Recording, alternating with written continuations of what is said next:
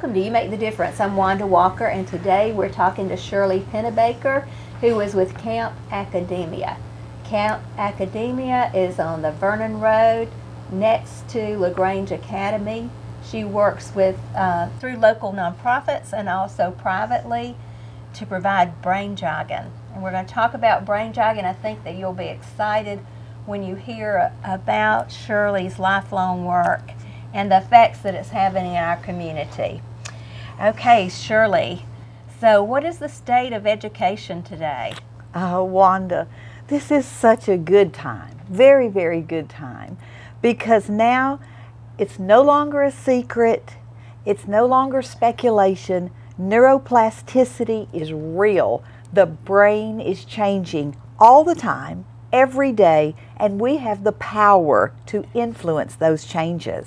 Yes, and that's what you've been doing, right? Yes, it Through is. brain jogging. So tell me about your work in brain jogging.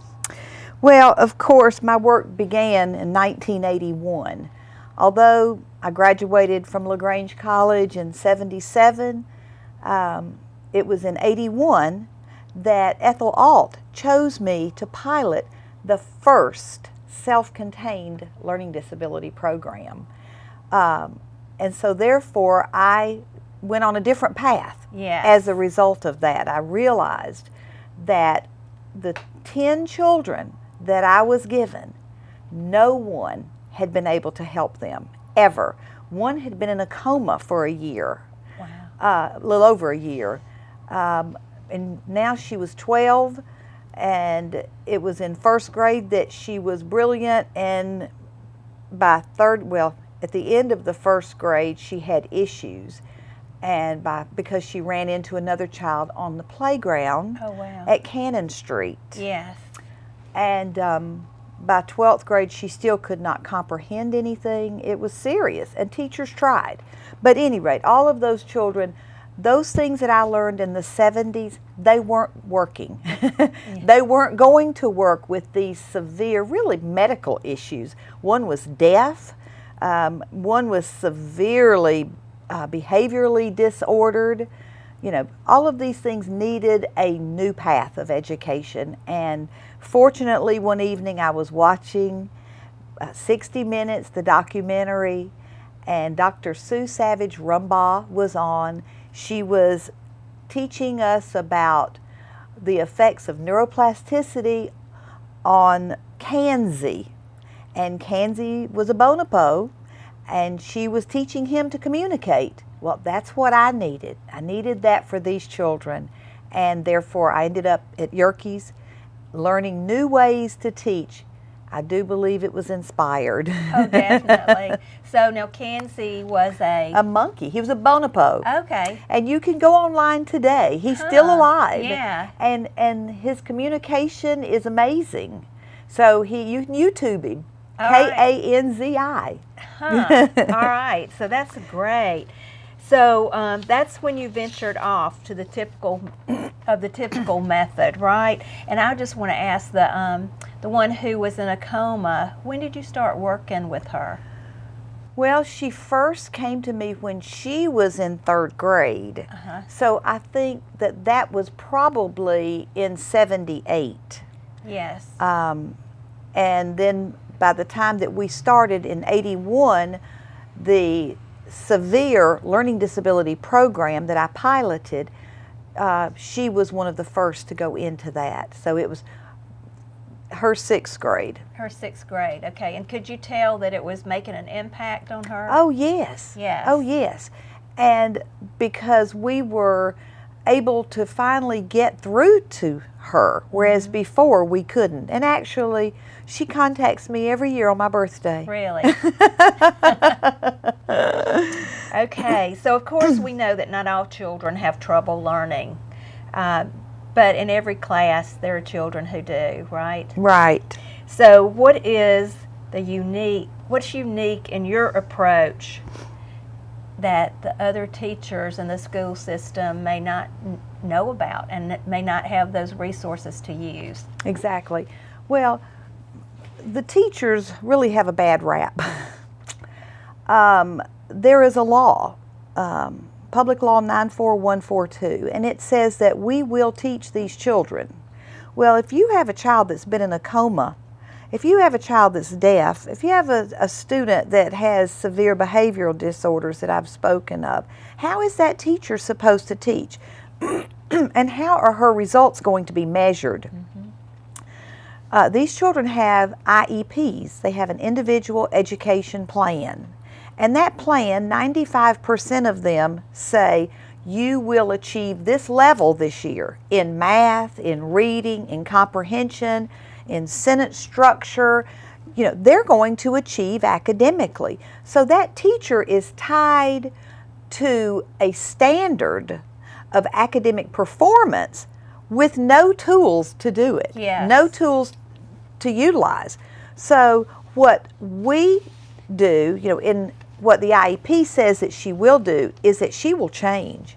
That teacher will change. She will make certain that these children learn the content. And what we do differently is say, we're not trying to change the teacher. We are going to change the child so that the child will develop the cognitive capacity for learning. We will increase his memory skills. We will increase his auditory processing ability. We will, you know, instead the teacher will say he did not follow directions. All we're going to do is work on directions. We're going to have him circling and highlighting, and we're going to be putting those direction words into brain jogging. Everything that child needs to be a learner, to build his cognitive abilities and his cognitive capacity for learning, processing speed, and working memory. Yes, and one thing I like about brain jogging is that you can tailor it to the individual's need.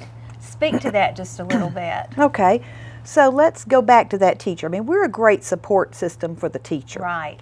This year, we had a young lady here from another state, and she, for the first time, was in all regular classes. And these were college preparatory classes. And she was 17 years old. Yes.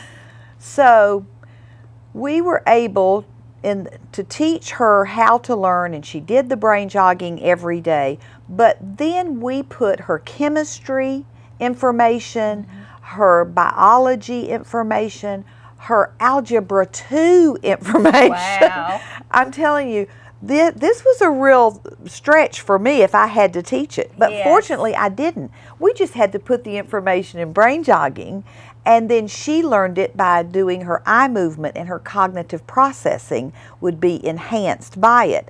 At the end, it was quite humorous to me that the students, she was given an accommodation of additional time. That's nothing, you know. And the students in the end were saying, this isn't fair. She doesn't have a learning disability anymore. Yes. And because she had made 94 on her chemistry exam. Wow. And she had made the only 100 on her Algebra 2 In the whole project class, in the yeah. whole class. Well, it was a surprise to me too. So yes, being able to tailor brain jogging to what the students need, whether it's algebra or science or Latin or Spanish, that is one of the greatest features of brain jogging. Yes. Okay, so I know that you're at the local Boys and Girls Club now. Yes. Yes, and so you've been there about a year and a half, maybe? Right. Yeah. So how did it go over the school year? Oh, the school year's so great.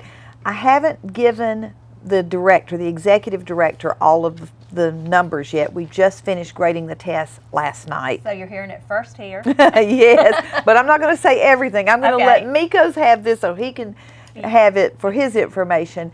But the exciting part for me is the fact that children, and not all children have a learning disability there. You know, most of them don't. Yes.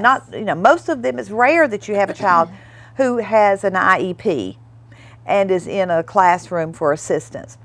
So these children, oftentimes it's said it's because of their socioeconomic background that they don't have the language nutrition, they don't have the stimulation at birth, etc. If you're in poverty, for example. Well, the beauty is I was just glancing over some of the scores. One was a child who happens to be in a severe classroom, one of our local middle schools. Yes. And she is in the 7th grade, but she's reading on 8th grade, 5th month. Wow. That's right. Another little boy who is an English language learner, and he has been on brain jogging for a year and a half. He's in 3rd grade, and he scored 7th grade, 5th month. Wow. These kids are just going through. Oh, yes. And we had, I believe you were there when we had the special presentation of the students and Oh, yes. the leadership. Yes. Youth of the Year. Yes, Youth of the Year. And lo and behold, I want you to know each of those children that won, and of course, there were many judges, Right. so I had no control over this Right. myself. Right. Every one of them were brain joggers. What does that tell you? Yes. So, and as we're looking at these scores, the schools are striving to get them on grade level. Our students are far exceeding. If we're fortunate enough that they will come on a regular basis, just because they attend the Boys and Girls Club, they may just come once a week.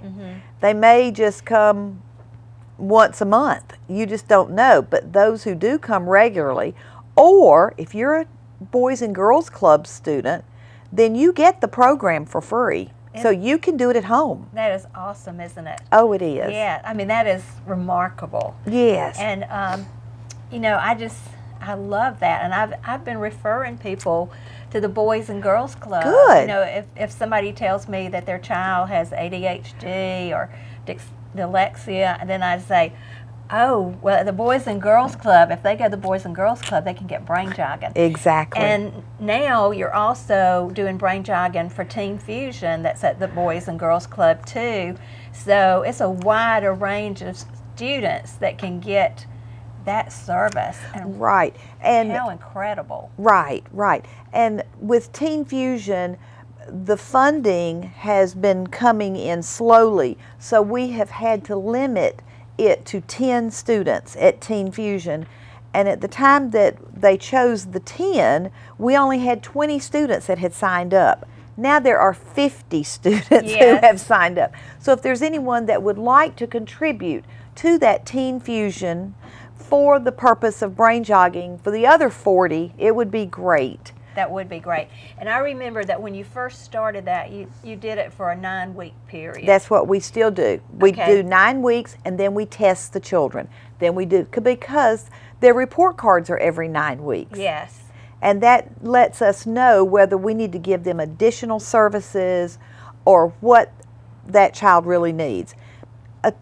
Another special, unique situation for the Boys and Girls Club, I look at them as a special gem in the rough. Yes. Because these children, you may talk about, well, they may not have great financial means, but what they do have is someone who loves them. Yes. And someone who is paying attention and is taking care of them, because every day someone has to pick that child up. And if I ever have a child that for some reason he or she is not doing what he should do in the brain jogging room, all I have to do is go upstairs when it's pickup time. Yes. And that person who loves them is going to discipline them, is going to encourage them.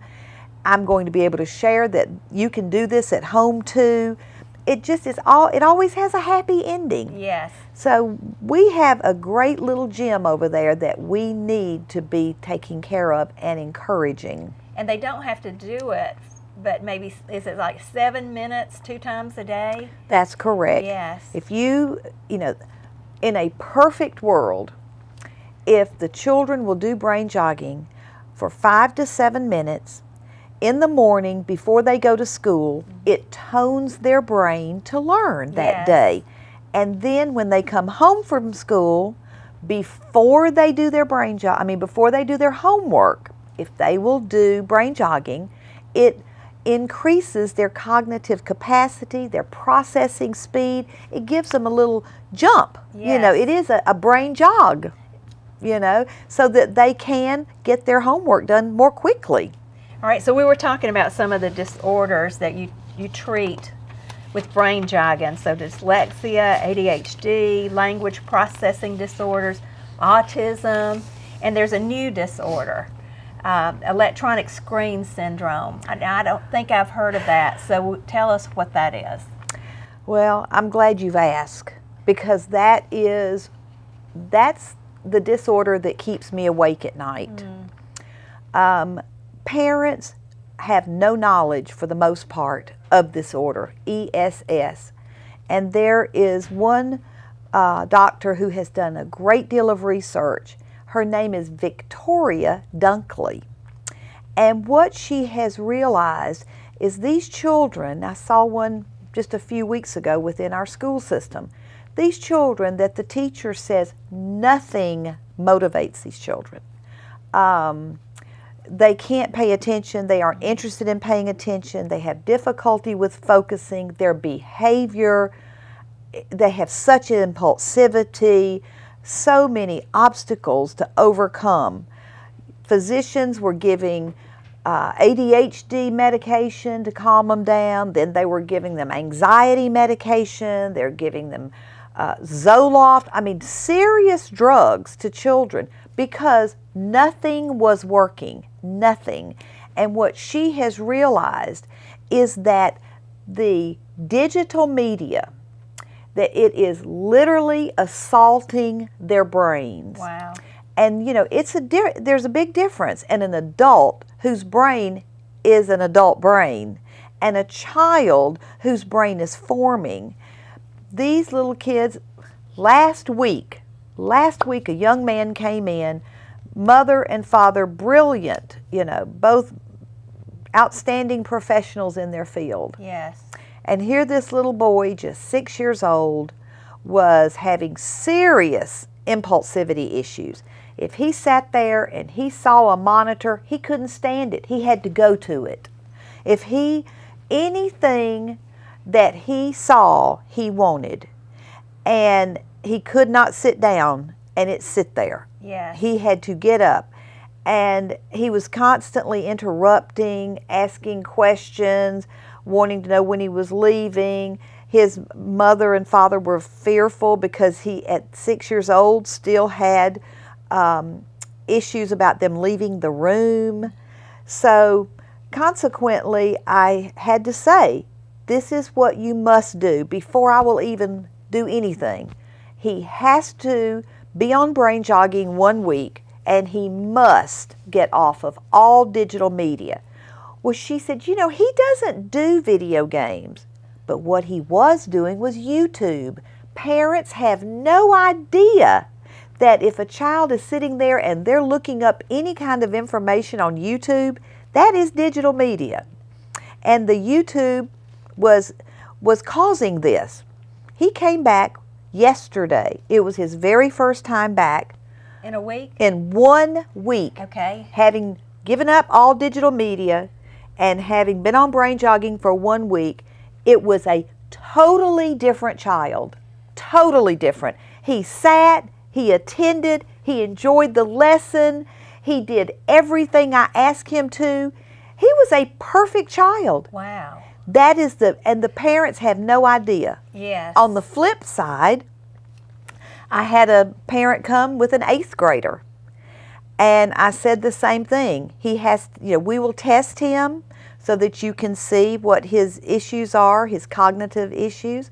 But you have to give up the digital media. 8th grade, it is hard to deal with an 8th grader. And he came in defiant and angry, and before I knew it, the parent said he's looked up information, and his own research has said violent video games aren't causing any problems.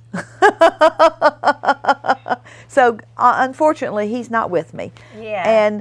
But that keeps me awake at night, and that's electronic screen syndrome, and that's impulsivity, out of control behavior, meltdowns, just something so minor, and they fall apart. Wow. And so, what do you think that violence does to a child when they're watching that day in and day out? Well, and of course it's not good, and of course we can all research and realize that those children and I don't think all kids are going to do this, but every kid that had had these mass shootings, they were all gamers. Every one of them were gamers. Wow. But I'm not saying that's going to happen to everyone, but it happens to be them. I think that it's destroying their brain. It's literally destroying it. But you can bring it back. Yeah. That you can do a 3 to 4 week fast, and you can reset the brain, and that's what Victoria Dunkley is the name of her book, Resetting the Brain. Wow. Yes. That's very interesting. Okay, Brain Jogging was created 25 years ago to assist your own little girl who could not read, right? Right. Could not learn to read. Oh, she could not. So how has her life played out? Oh, my.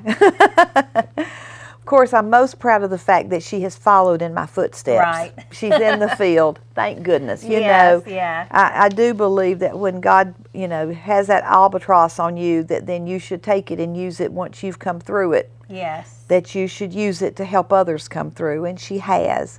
But Katie went to University of Tennessee. She got her master's in special education. Some of her friends and she chose brain jogging as their master's thesis. And then she worked with me for 4 years. The school system, the university system was amazed that brain jogging was so effective with teaching children who are in alternative schools. Our program belongs in the alternative school here, but I've never even approached them. But anyway, it worked so well, gave those kids a new lease on life. And then she worked with me for 4 years here in LaGrange, seeing students. And then she ultimately bought my practice my former practice that was in Atlanta, in Buckhead.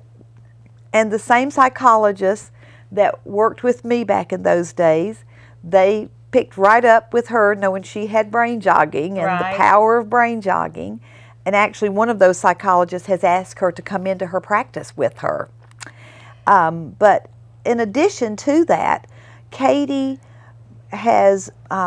she was traveling, and she was in an airport in Paris, and she met a man who has a foundation that he started back in the 70s, I think like 75, and the name of it is SLIMS, Sierra Leone International Missions. And the purpose of SLIM is to educate and to grow leaders in Christianity in Africa. So Katie has done a great deal, and the University of Tennessee most recently has awarded her, she will pick up the award in September, the Promise Award. And this is given to individuals who are alumni, of course, of the university, and it's the entire system. So like our Georgia system, university system, is Georgia Southern and Georgia State, and that's the same way this is. So it is Memphis and Chattanooga and Knoxville and all of the university system. She was chosen in education.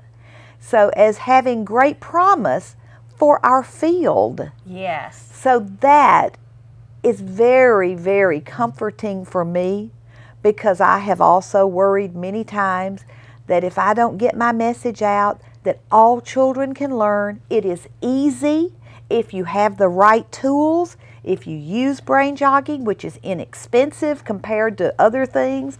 It's $95 a month, unless you go to the Boys and Girls Club and it's free. Yes. Take your pick. Yes. But I used to just worry so much that my message wouldn't get out, and I'm not going to be here forever. But now we know that it is recognized at the University of Tennessee. We know that, the psychologists in Atlanta are all recognizing it. Pediatricians here are often giving me referrals. So her having the Promise Award, that is so comforting to me. Yes, that is awesome. And I know that really brain jogging helps all ages, right? Oh, yes. And you've got a couple of examples about somebody that's 4 and somebody that's 84. Will you share those? Oh, sure. So, again, I like to use up-to-date examples, and I had a family contact me.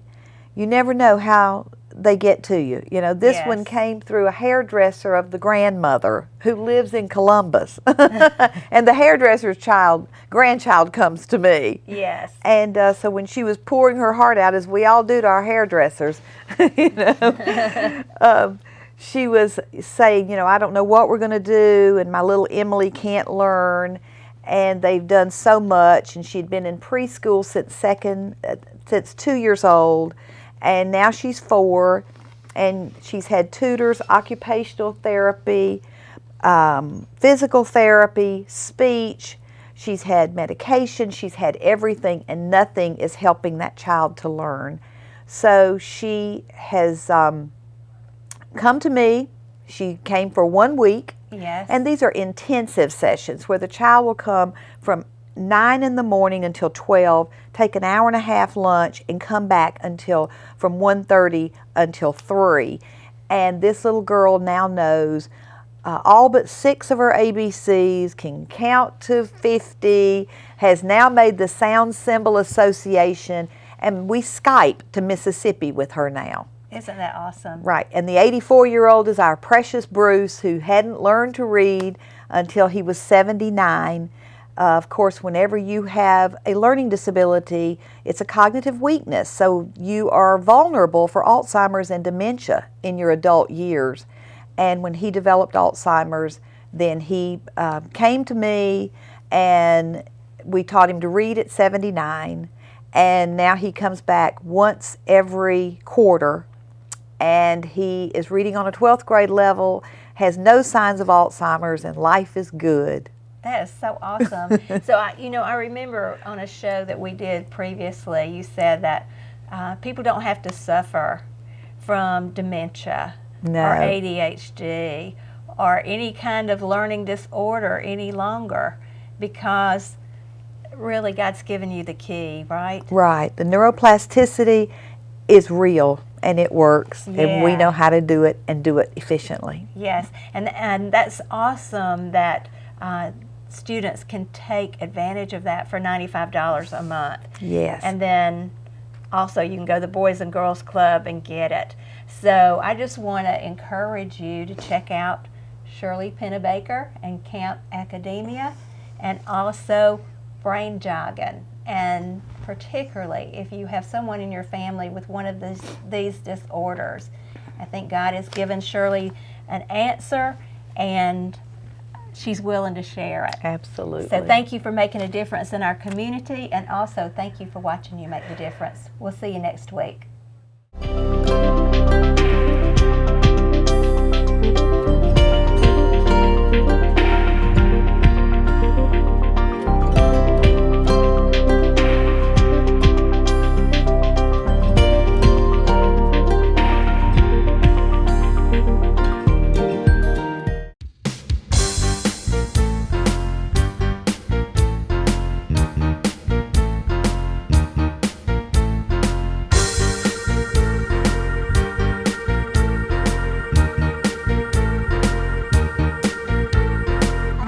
Got a promise from heaven.